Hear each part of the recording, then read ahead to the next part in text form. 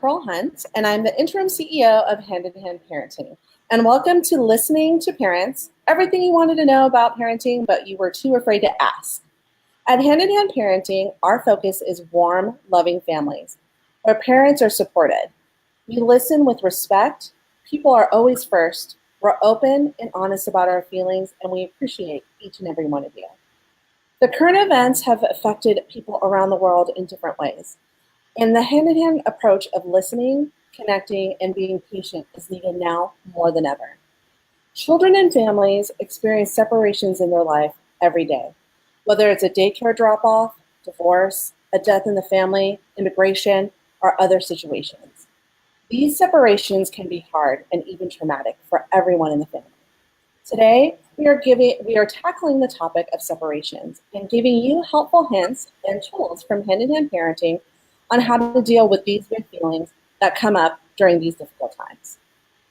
Today, I'm honored to be joined by Mary Lupe, one of our certified instructors. She describes herself as a Mexican mother living in the U.S. with her husband and her two beautiful children. Mary Lupe, thank you so much for joining us today. Thank you. The honor is mine. The honor is mine. I love talking about hand in hand. It's one of my passions, and this topic is very dear to my heart. I've worked with this topic in my own family, with my daughters, and myself, and I think it's so relevant today because Hand in Hand offers support, tools, lots of encouragement, but today I think we are offering something really, really crucial, which is hope. Right. Yes, hope that separations, as hard as they are, can be overcome, and this is why we're here. So the honor is mine, and I really want to thank every single person who's listening to this, because it speaks volumes that they're here because they want to see what we have to offer today. So thank you. Thank you. Thank you so much for joining us. Why don't we start with a real simple question? Well, simple, but also very complex. So why is separation so difficult for children and parents and everyone involved?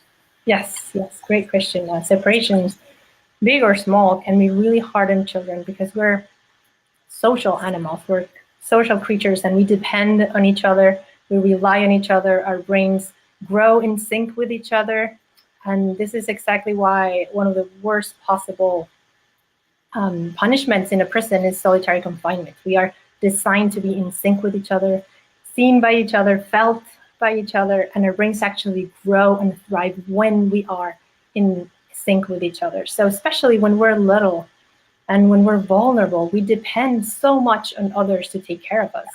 So much that if we don't have someone taking care of us, loving us, making sure that we're okay, we don't survive. That's as simple as that. And we know that deep down, we know that. So when we're little, we are constantly scanning the environment like a radar. Our brain has a huge portion called the limbic system that's designed mostly for that, to see, am I safe? Am I seen? Are you here with me? We depend so much on the adults to love us and to care for us that we need to know that we are attuned and connected and in sync with them almost all the time to feel safe, to feel like we can be okay, we can relax, we're okay in this world.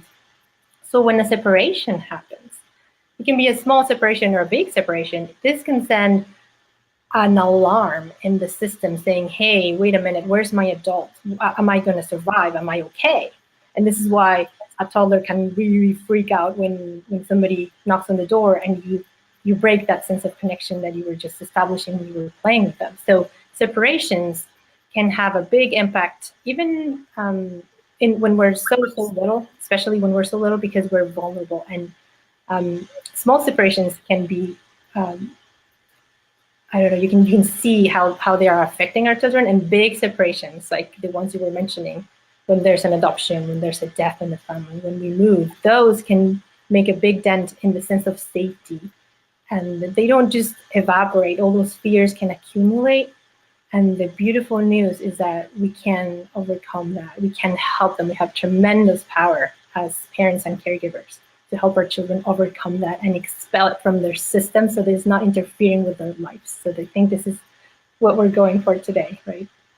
Right, it's exactly what we're going for today. And let me start off with a question that probably a lot of parents are asking. I know that, as I've said before on our show, I have a 23-year-old daughter. She just turned 23 a couple weeks ago. And one of the things that she came to me with was that she was having a really difficult time seeing those images on the news. Yeah. It was bringing up a lot of big feelings for her.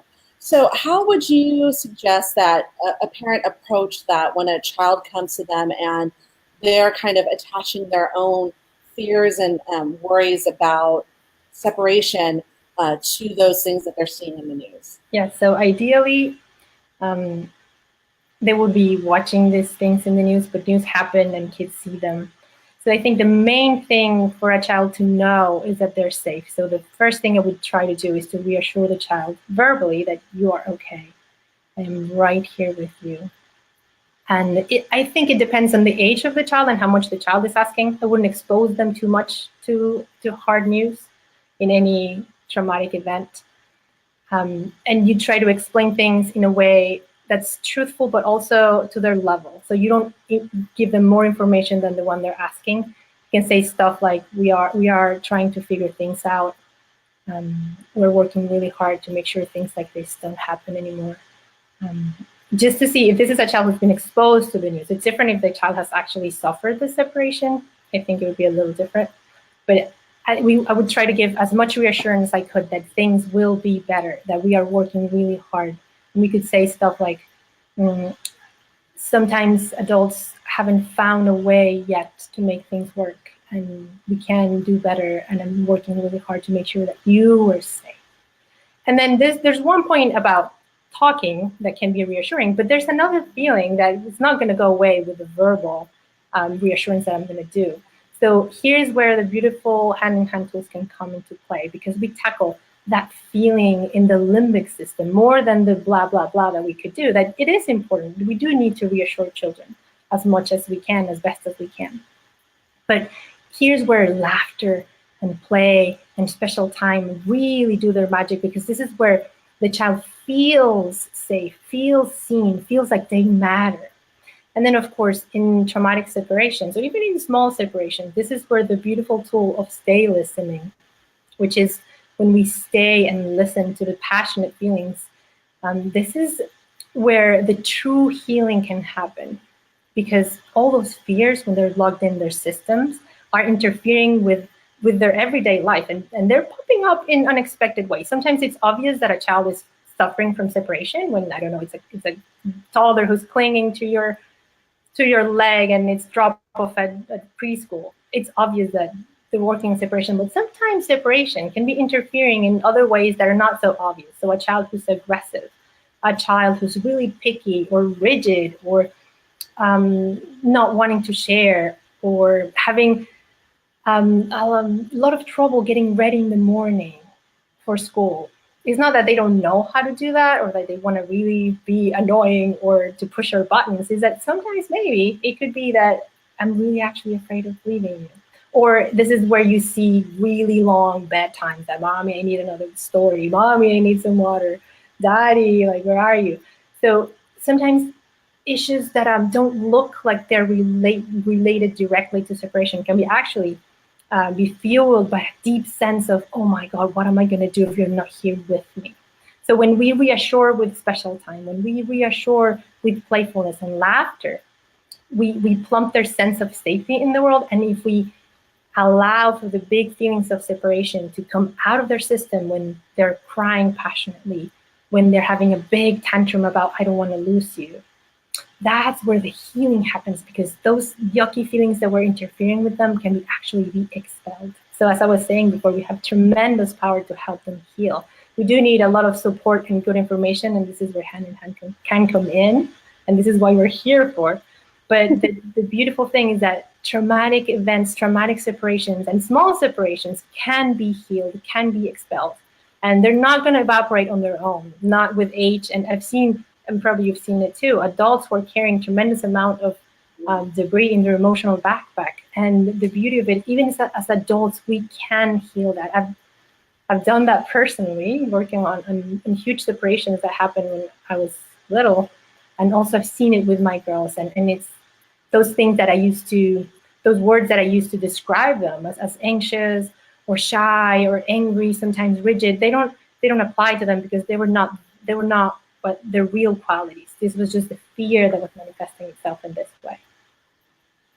So I would try to again reassure children that we're taking care of them in the most calm voice that I could find. And I would also encourage parents to use another one of our listening tools, which is to support each other through listening partnerships, because all these wonderful tools are very healing and very powerful, but not easy because we are carrying our own emotional baggage around these issues. And when we have a chance to offload all the frustration, all the fear, all the rage with another adult who can listen without judgment, without advice, just offering space for our feelings to have a safe place to go. After we clear them, then we can come to our children and offer that playfulness, that laughter, or that safe space so that they can show us their passionate feelings and conquer them and expel them.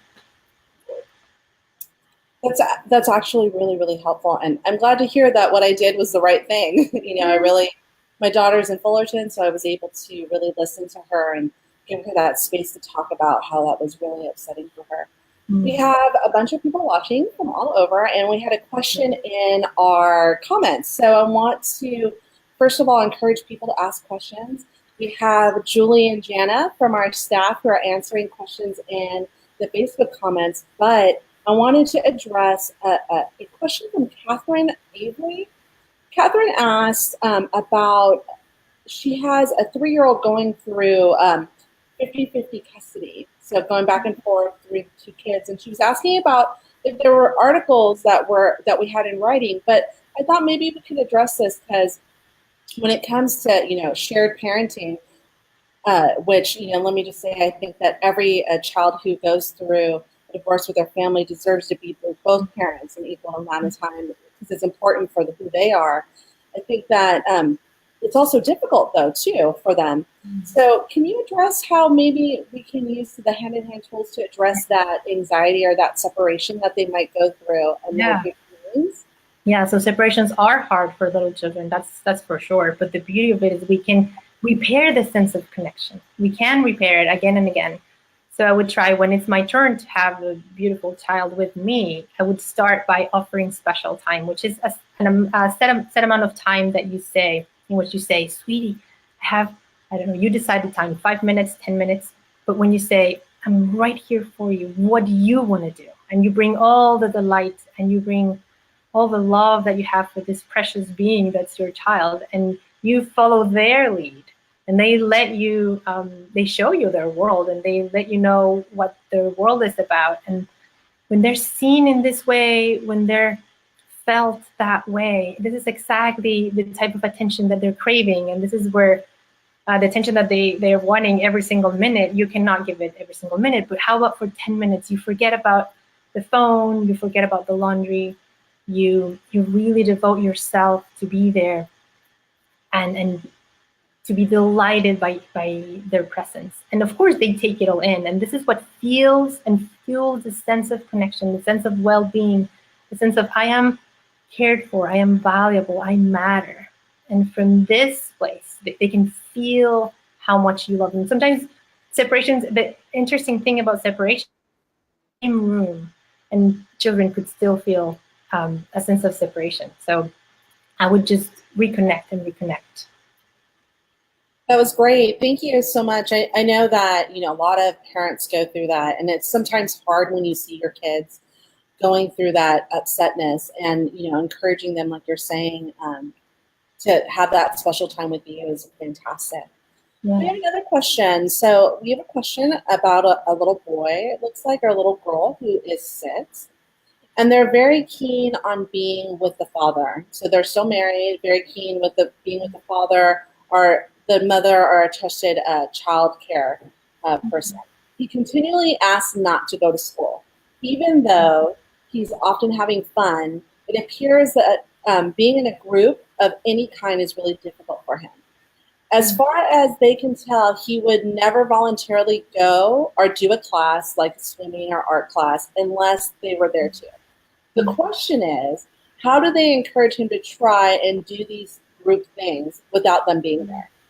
Yeah, so this sounds to me like what we call an emotional project. There are hurts that can be easily offloaded, not easily, but in a short period of time, and there are issues that are um, fears that are big and they need and require many emotional episodes in order to be cleared, and they can be cleared completely. But this is what it looks to me like as like an emotional project that takes several emotional moments. And by emotional moments, I mean expressions of laughter or expressions of deep grief and tears and tantrums. And of course, this is not easy, but it requires many of the tools together. So it's a different, like a multi-step approach. I would try to propose the idea of let's try this new class, let's try this new group, without actually enforcing it right away. But just the proposal of this idea could bring the feelings of I can't, this is not for me. And in those moments when you stay and you listen to that, little by little, he could be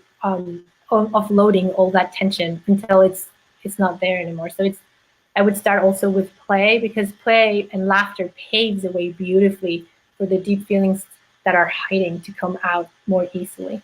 So I would maybe engage in a little bit of play listening, in which you, the adult, are the one that's afraid, and you can't even approach the gym class, as Patty has described beautifully with one of her, I think, granddaughters, about like, oh, I can't go to the class because it's so. Then you, the adult, can pretend to be so scared that you just peek into the door and run away because this is too hard. So you are taking on the less powerful role while they laugh, and that laughter can be really healing. So I would try to pave the way with laughter, to try to propose the idea and see where feelings come. And when feelings do come, make room for them, because this is where the healing happens. And sometimes I've seen this with my daughter as well. It's not like school is not a good place. It's not like she could not have fun. Is that she had so much fear around it that she couldn't even enjoy the beautiful opportunities that were there for her. So sometimes our children would love to be able to participate in stuff like that, but they're just saying, I can't, this is too hard, because this is what fear is letting is impeding, is not, is interfering with them, and they cannot fully enjoy a sweet environment or a new class or a new group. So things can be overcome. Sometimes they just take a lot of time, though, and this is what we call an emotional project. Several cries about the same issue with the same intensity until they clear it. And now, I will just say really quickly, my daughter used to be terrified of drop off at a very nice preschool, and she would throw up from panic. She was completely desperate. So it took some months. I did my own emotional work with my listening partnerships around my own upbringing, when it was hard for me to go to this fabulous preschool, about how hard it was to separate from my mommy, even though she worked in the same school.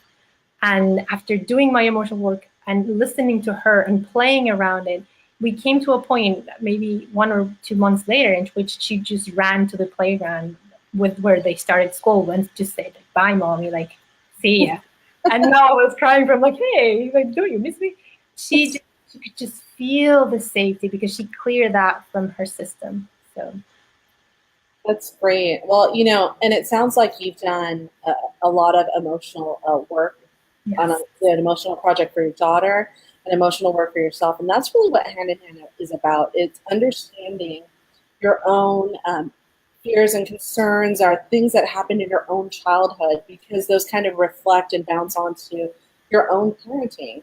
And yes, so it's amazing when you're able to really parent and connect with your kids in that way. I have yes. another question here. So my almost 2.5-year-old is very clingy and Mhm. wants me to constantly play and entertain her.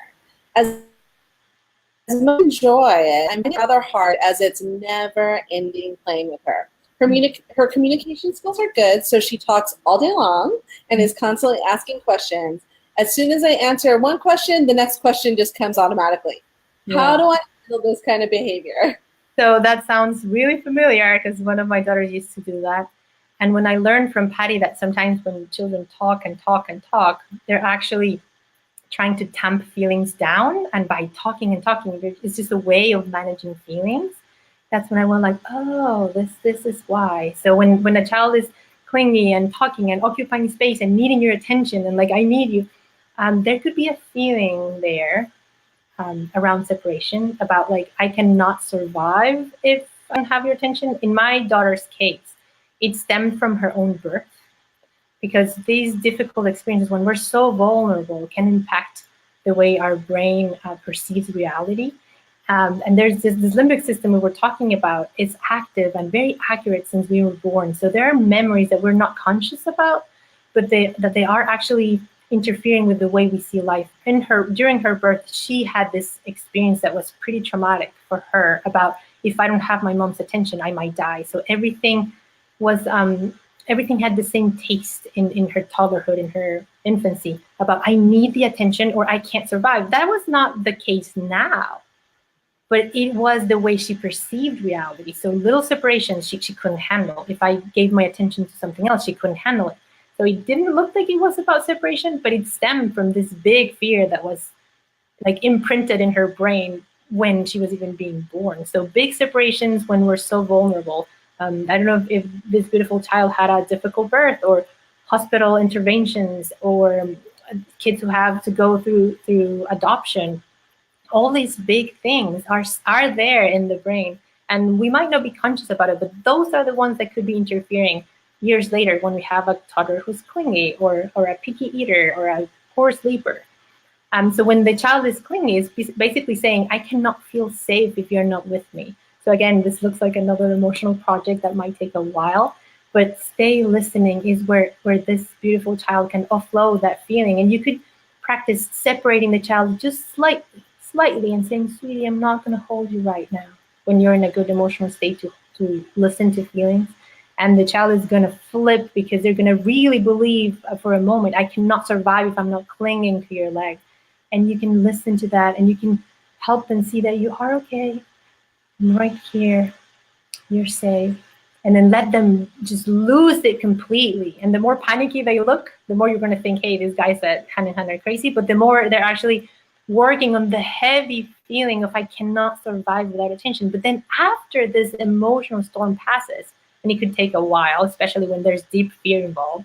It could take like more than half an hour is normal, an hour sometimes, of deep, passionate feeling expression, which is, by the way, the mechanism that we naturally have, that we haven't understood in our society, but this is our natural way. Our bodies don't want to carry all those feelings. We have just an inborn, beautiful process to get rid of them, just like we have a digestive system that gets rid of what we don't need. We have an emotional system that wants to get rid of all those things.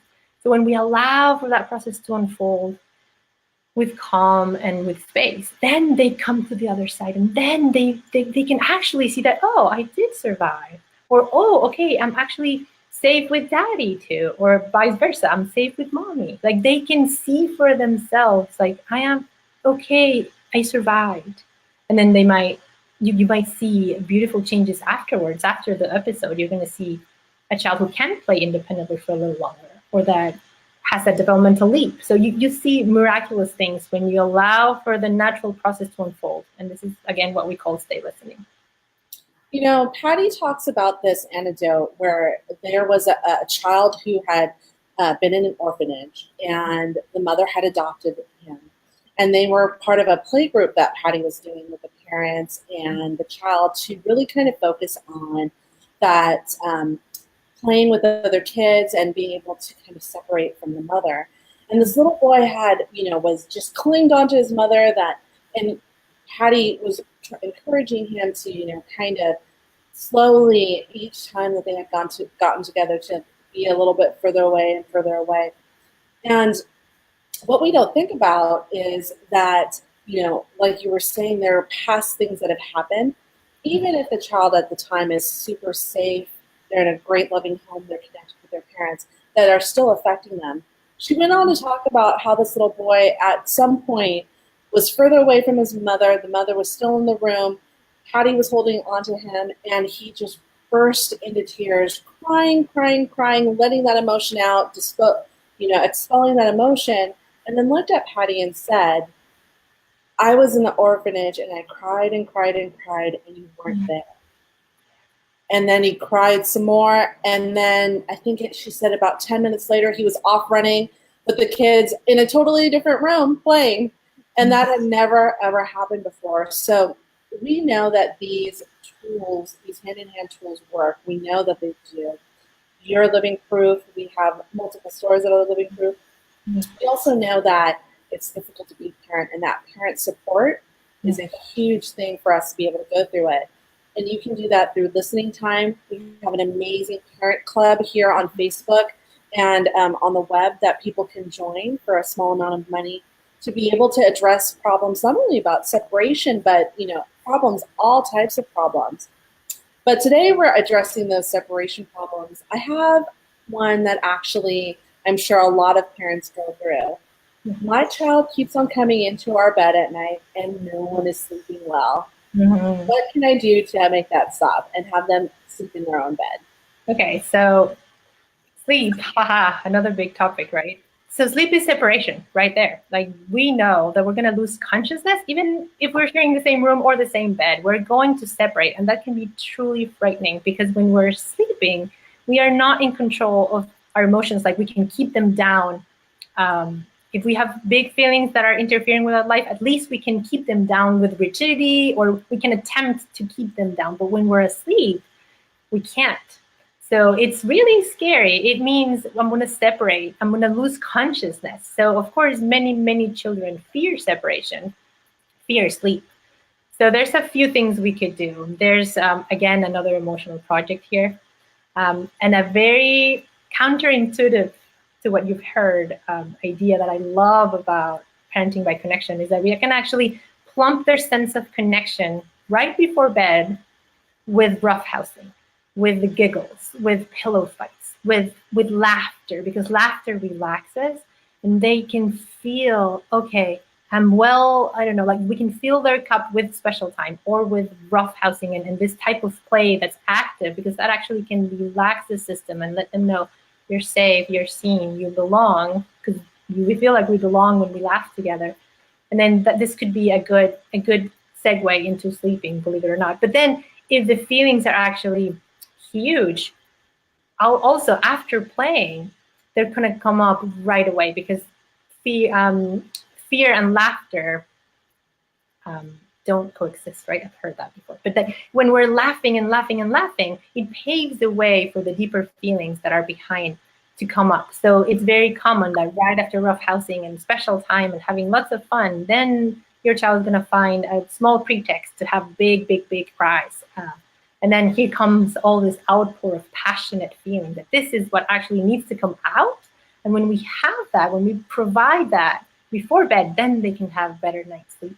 So again, this is not going to happen overnight, but it's a process about connecting, paving the way with laughter and connection. So the big feelings that are interfering can be expelled. Once they're expelled, it's like removing a pebble from your shoe. You can walk straight, it's not bothering you.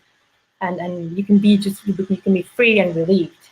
So yeah, sleep, that's a huge one also here at home. And it stems from the same fear of separation. It's the same thing.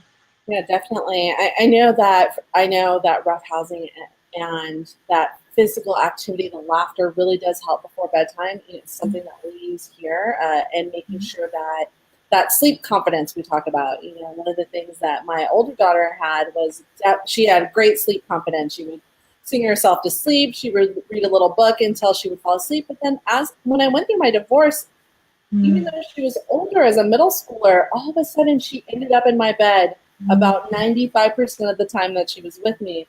And now looking back at it, I know that it's that separation anxiety that was going on in her mind.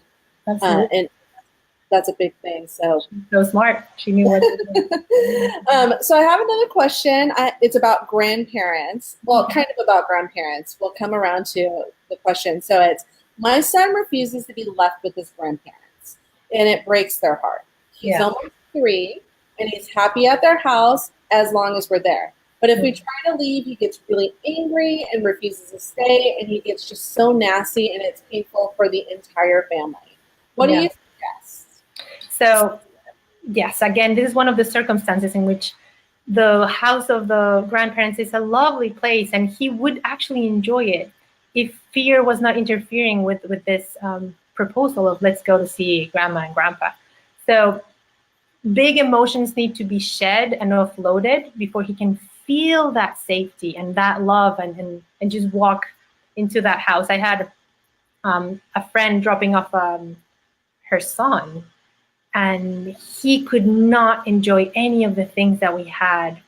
We had play, we had snacks, we had a wonderful nurturing environment. So the first thing I did when he came to me and his mom had to leave was just stay listening. And I stay listening, and he was angry, and he was saying he missed his mommy and he couldn't be okay, and he refused the snack. And I just sat down and I just listened and listened to all he had to say. And he was very passionate. He wanted to kick the door, and I gently stopped him from kicking the door, and I reassured him, your mommy will come back. So in this particular case, I would try to propose the idea, let's go to grandma and grandpa's before I actually have to really go. So I would provide extra time, maybe 15 minutes. I would start by doing some type of play to warm up the relationship and the connection, to bring that sense of connection really, really to a strong level. And right after play, I would say, sweetie, let's get your shoes on. It's time to go to Nana's. And when you don't really have to go right then, but maybe you have to go in an hour. So I would provide time for the emotional release at home, so that Nana and Grandpa don't have to witness all that. Because we can explain also, like, this is not about you. He absolutely loves you, and we're working on this. You can explain your plan, but it's hard to witness when a child is rejecting you. They're not really rejecting you, and what they say, you don't have to take the face value because it's not true. It's just the fear coming out. And I'm sure that after many episodes, or a few episodes of, I don't want to go, I can't be there, they're mean, I can't be without you, and this emotional episodes and the tantruming and the passionate crying, when we allow for that to clear, this is like the cleansing mechanism that's going to allow for him to see, oh, I'm actually safe, and actually I had a great time. Again, I've seen it many, many times, like kids who can enjoy and take all that love. And I guess I would explain to the grandparents what I'm trying to do, and I would try to provide opportunities for the child to offload when they're not there. But sometimes actually the kid needs to be right there to feel the feelings and offload them. So I would try to explain and make room for that time. I did that with my daughter in preschool. I would arrive way before the starting time of the day, and I would just, when she would see that fence, she would start freaking out. So again, it looks like an emotional project, but it's totally doable. Great, thank you for that answer. I have some more questions, and then I want to shift it in a couple minutes. But let's finish with these questions. If anyone who's watching us online has any questions, please feel free to put them down in the comments below, and we'll be able to not only answer the question here live with Marilupe, but also we have staff that'll be able to answer. And just really quickly before we answer the next question, we have Facebook Lives like this that happen often, at least once a month, with Patty Whiffler, our founder. We have one on Tuesday in our parent club. And as part of the parent club, you get that hand-in-hand live Facebook feed free in the parent club, where you're able to ask the creator of this great tool questions about the techniques. So, and our certified instructors like Marilupe, who have gone through the training, and you'll be able to ask them questions. So I have a question here about a little boy. He's 4.5, and he doesn't like to talk to adults or children outside of his immediate family and close friends. He won't sit next to someone he doesn't know, even if the mother or the father is on the other side of them. Mm-hmm. I figured he will become more confident over time, but now I'm wondering if there's fear behind this behavior, and how can I help him release it? Yeah, probably, because fear does not just dissipate or evaporate. And some people say, oh, kids will grow out of it. But when there's fear involved, you cannot outgrow it. It's there. And I've seen like very old adults carrying massive amounts of fear. I myself have worked on massive amounts of fear that I have been carrying since I'm a baby. And I'm like, oh, okay, I feel liberated after releasing them. So there's probably fear. It's a good guess. We cannot know for sure, but it looks like it, because children naturally want to engage and want to cooperate and want to explore their environment, and they do when they have like a good emotional releases over time. So I guess I would approach it again slowly. Sometimes just a proposal of, we're gonna see Johnny today. He's gonna come for a play date. I don't know, just to propose the idea of moving out of the comfort zone. That sometimes is enough to bring feelings, and that's actually perfect. You don't actually have to go and put the kid and make him like push him, but just to bring him close to the edge of that fear. And when they can feel it with you next to them, which is key, of course. We're not trying to frighten children. We're trying to be with them as they expel the fear that they have inside. So this is why we need to be as calm as possible, as confident that this is going to be okay, even if it looks so difficult to see your child like in the throes of fear. When they're expelling it, it looks devastating, because it's going to be, as Patty says, wet and wild. They're going to be shutting their eyes and arching their backs and screaming. And this is just the body getting rid of tension. We are, as I was saying before, we're mammals and we're designed to expel it. They say that some mammals in the wild, after they were almost attacked by a lion or whatever, a predator, they survive, but then they go and shake and tremble. This is their natural mechanism to get rid of trauma. We are one of the few species, if not the only one, that actually carries all those experiences with them, because we've been told for centuries that we need to repress them, and that a tantrum is bad, and that crying is gonna make us hurt. But it's actually the opposite. It's like crying is what heals the hurt. And those tantrums, those very loud and agitated movements, are designed to expel those feelings from our system so we can be liberated. And you see in children after those episodes, you see them like some weight has been lifted, and there's a shift that happens in the brain when we offload feelings. We can see more clearly. We can try again. We are resilient. So with a child who's afraid of something, I would propose just that. But slowly. I mean, I would be right there with them, and allow for those feelings to come out little by little. And just when they offload about like, oh, I can't go to the birthday party, you approach and say, let's get the birthday present. We can do this. And then he can cry about that. And then when he's done, you can propose a little further. Okay, let's go and get your outfit for the birthday party's coming. And you propose exactly what they're afraid of, but you're right there with them as they go through this.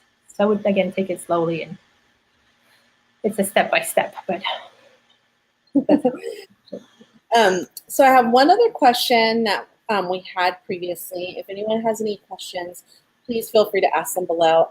After this question, I wanted to kind of turn it a little bit to try to address some of the issues that are in our current events. But first, this is the last question that we have in this series, and it's, what is the best way to take care of the emotions of a young child when a parent has to step away for a few minutes? They need to take care of something, maybe take a shower because they haven't taken a shower in a couple days, because they've been, parenting and in the trenches. What can a parent do to really kind of take care of those big emotions so that they're able to do that? Yeah, so I would notify the child what I'm about to do. Some experts say, oh, sneak away because they're happy. I would never advise that. I hand in hand would never say that, because it's really frightening for the child when they don't see you. All of a sudden you're here and then you're not. That's deeply frightening, because where did you go? And am I safe again? So they need to know that you're leaving. Even if it's just like, I'm going to take the trash out and I'll be right back. You're like, they're happily playing. Maybe I sneak out. Don't do that. I think it's important to let the child see you and communicate. I'm going and I'll be right back. And of course, you wouldn't leave them by themselves, but you would leave them with some other adult, even if he or she thinks that she cannot survive. If you feel like they are with another caregiver that's going to be safe, if you feel like the school is a safe place, if you feel like that they're safe, they don't know it yet, but if you trust the other adult, you can say, you're going to be okay with Aunt Susie right here. I'm going to go. You need to notify, I'm going to go.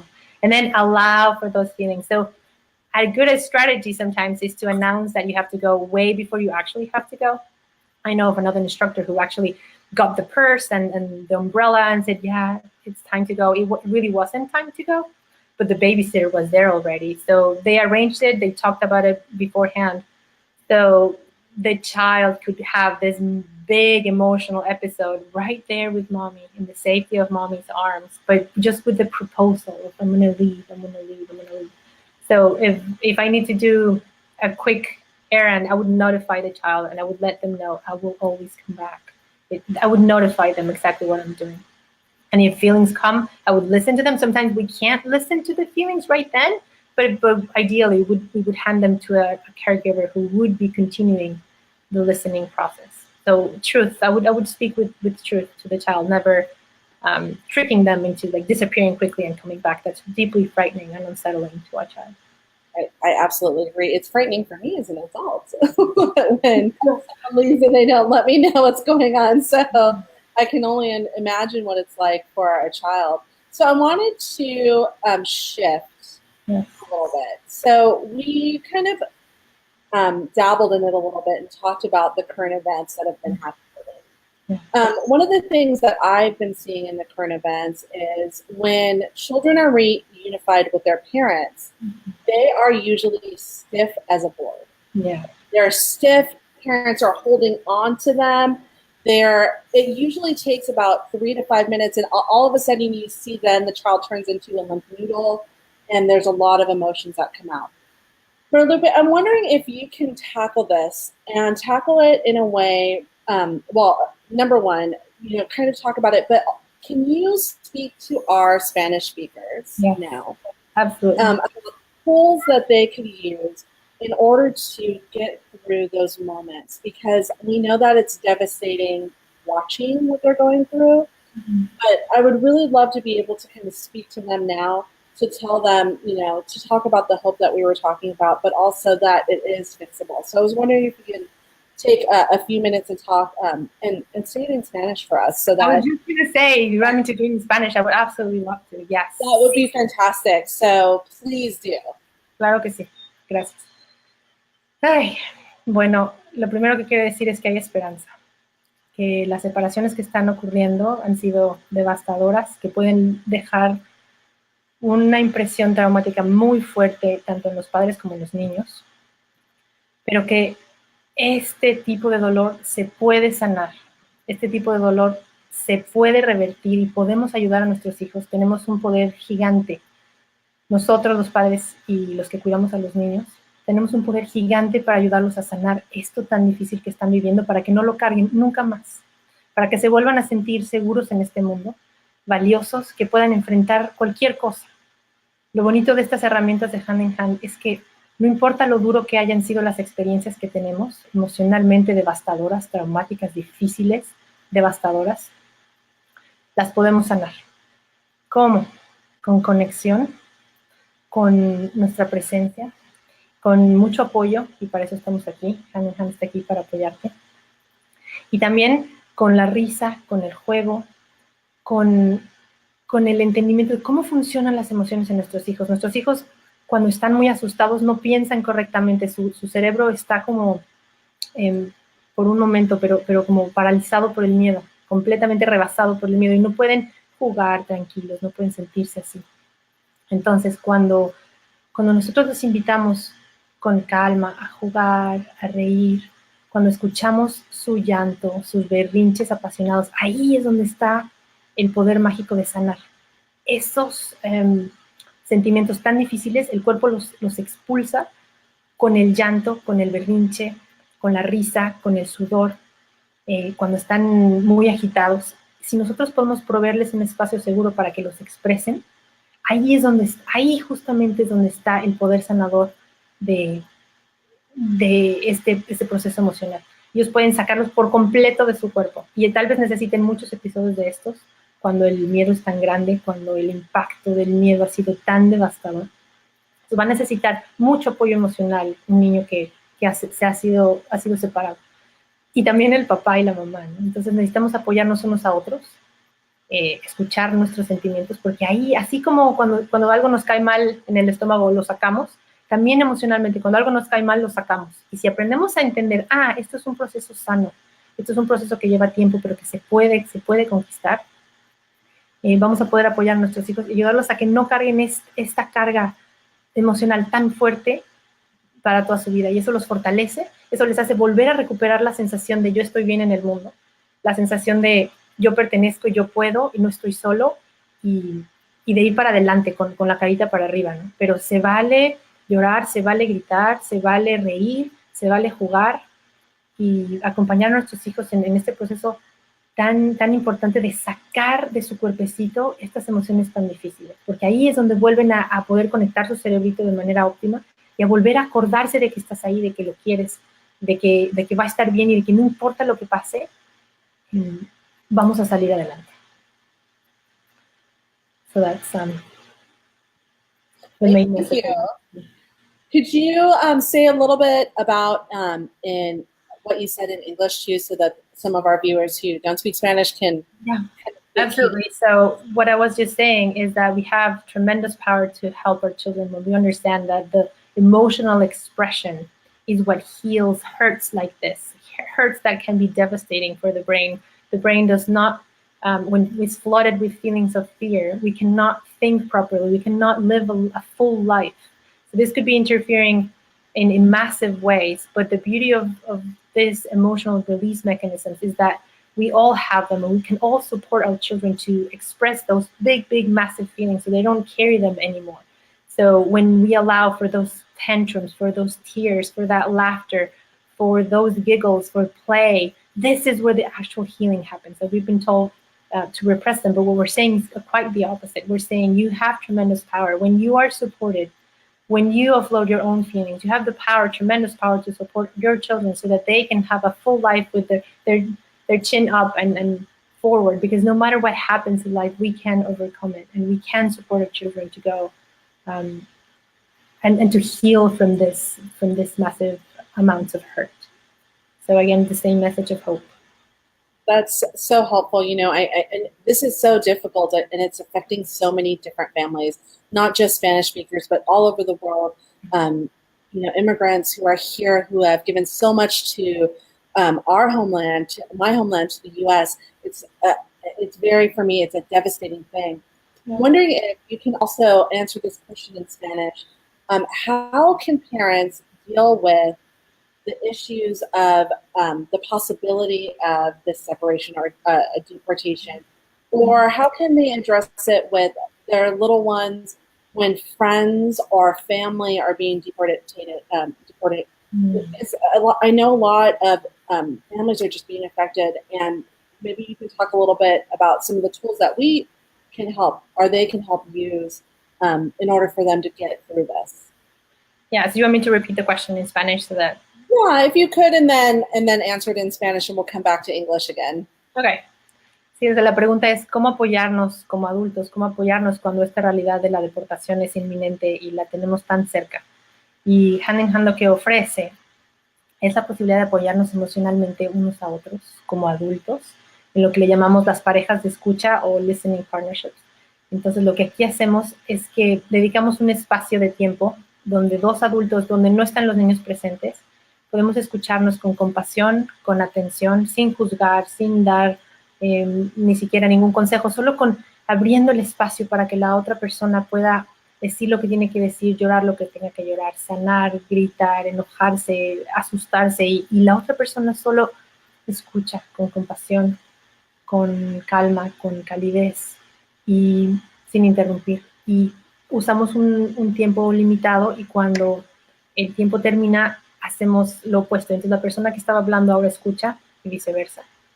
Y entonces ahora la otra persona tiene la oportunidad de trabajar en lo difícil que es esta situación. Parecerá increíble, pero cuando tenemos apoyo emocional de esta calidad, de donde alguien nos escucha lo difícil que es la realidad que estamos viviendo, las cosas se vuelven un poquito menos difíciles. Podemos sentir el apoyo de la otra persona, podemos romper con la soledad, podemos sentirnos que hay esperanza, podemos encontrar soluciones, podemos aclarar un poco la mente y además apoyar a nuestros hijos de una manera más clara, porque hemos tenido un espacio para soltar nuestra propia frustración, nuestro propio miedo en un lugar apropiado, donde darle espacio a nuestras emociones también es importantísimo, y más en momentos como estos.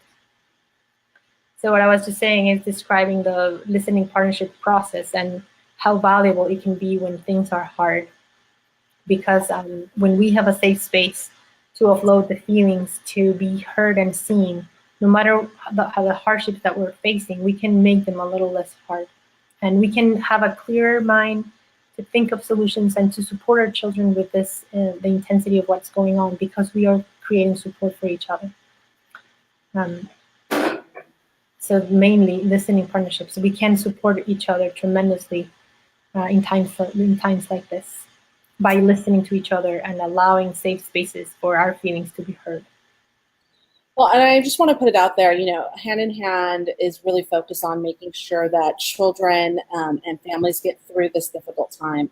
And if you can translate this for me too in Spanish, any person who wants to gain these materials, who's going through this time of separation due to an immigration deportation, can contact us. Our phone number will be below, along with emailing admin@handinhandparenting.org, and we'll be able to get you the information, that free booklet at no charge for separation in regards to this in Spanish for people. Mm-hmm. So exactly which booklet you're saying about the? It's a booklet that addresses anxiety, separation issues. Yeah. So if you could let people know that and that they can contact us, and we'll put the phone number and the email below for them. Mm-hmm. Lo que estamos queriendo ofrecer como Hand in Hand es mucho apoyo emocional, y si eres una persona que está siendo afectada directamente o indirectamente por el difícil proceso de deportación que estamos viviendo, por favor contáctanos. Tenemos un número telefónico que vamos a anotar aquí en los comentarios.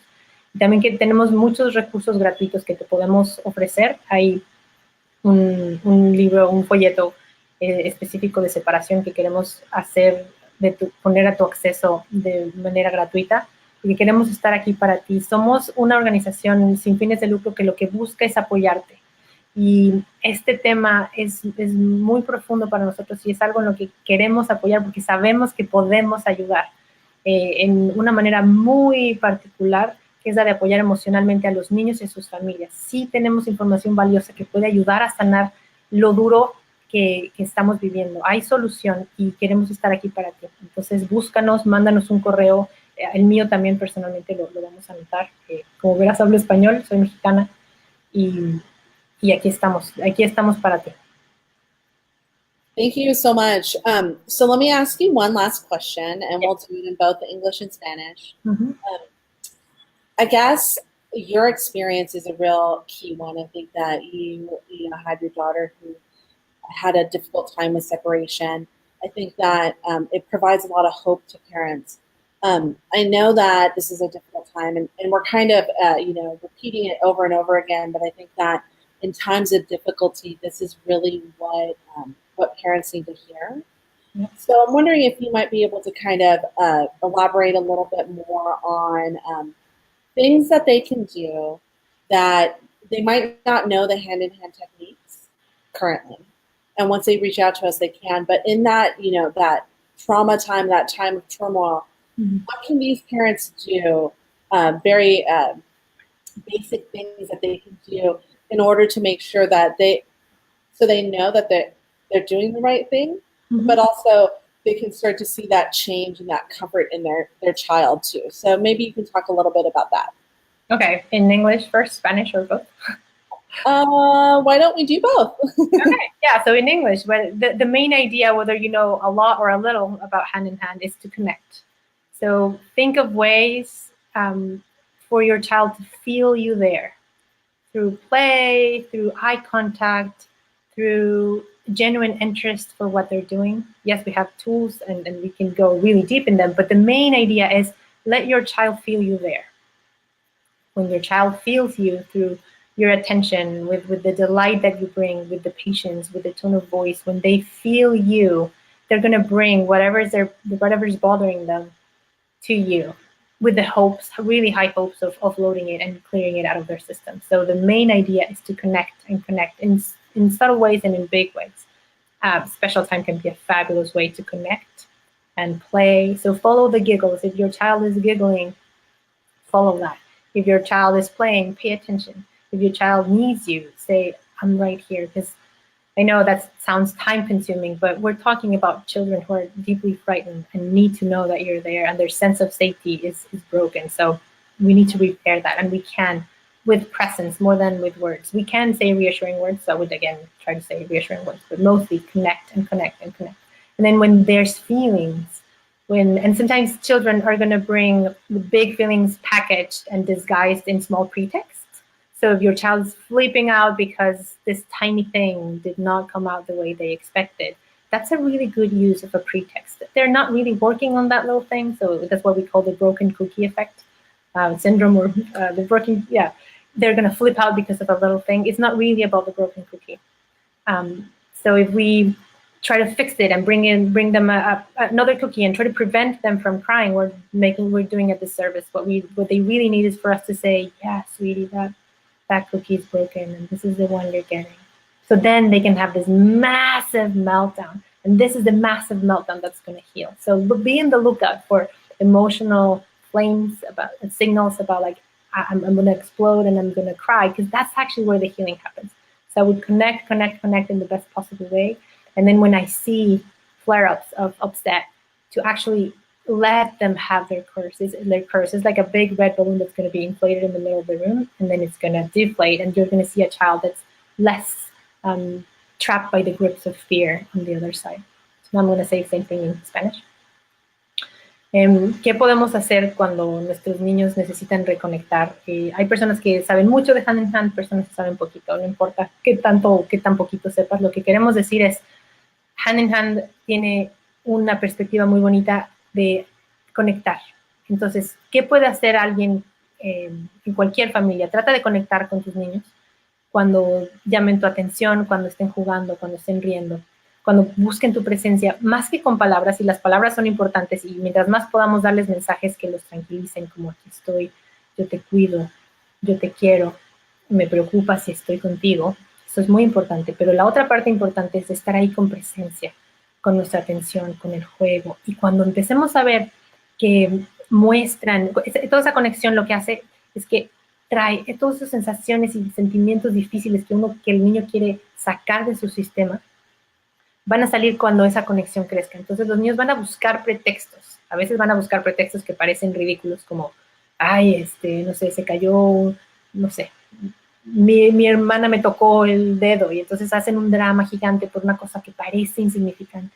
Lo que pasa es que la inmensidad del miedo que tengo es tan grande que no la puedo ver de frente, pero sí puedo enojarme por una cosita ridícula, ¿no? Como que, ay, no sé, me diste una galletita que estaba rota y no es la que yo quería. Entonces, no es que estén siendo ridículos, no es que estén queriendo manipular, es que la dimensión de lo que están viviendo es tan grande que no la pueden digerir de frente, entonces necesitan un pretexto. Entonces, cuando empiecen a sacar un berrinche gigante por una cosa diminuta, si podemos darle espacio para que lo saquen, ese berrinche va a hacerse grande, y después va, si tenemos la calma y la posibilidad de esperar a que termine todo su ciclo sin interferir y sin enojarnos y sin detenerlos, ellos van a poder resolver este ciclo de expresión emocional, y van a salir del otro lado un poquito más flexibles, más tranquilos, y van a poder sentir ese cariño que tenemos.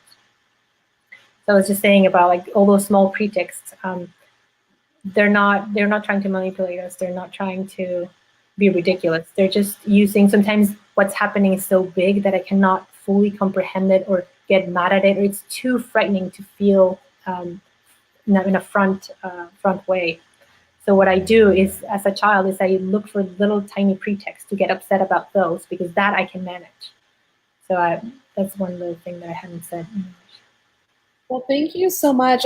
This was a very difficult topic for us to tackle, and when it comes down to it, the feelings that the kids are having, it's not a political thing. Those are big feelings that these children are having in regards to separation from their parents. And I'm glad we were able to address them in a safe, really loving space here on Facebook Live. These Facebook Lives, and for more support, we have our parenting club that we do. It's on Facebook, and you're able to receive these Facebook Lives there. There's more information about our parent club down below. You can try it for 30 days free. A money back guarantee, if you will, in regards to the wonders that Hand in Hand and the tools do for families. And then I just want to repeat, any families that are dealing with any type of separation in regards to the immigration that's happening here in the U.S. or anywhere around the world where they're being isolated from their families, please feel free to contact us, reach out to us. Our information is down below, and you'll be able to receive our materials for free. Mary Lupe, thank you so much for doing this with me today. I really, really appreciate it. And we appreciate you. Why don't we end with something, we just did a really heavy topic. So why don't we end with one good thing? So what's one good thing that happened with you this week? That I'm here, really. It I don't know. It delights me to be able to share this information with caring and loving parents all over the world. So being here is my absolute highlight of the week. Well, thank you.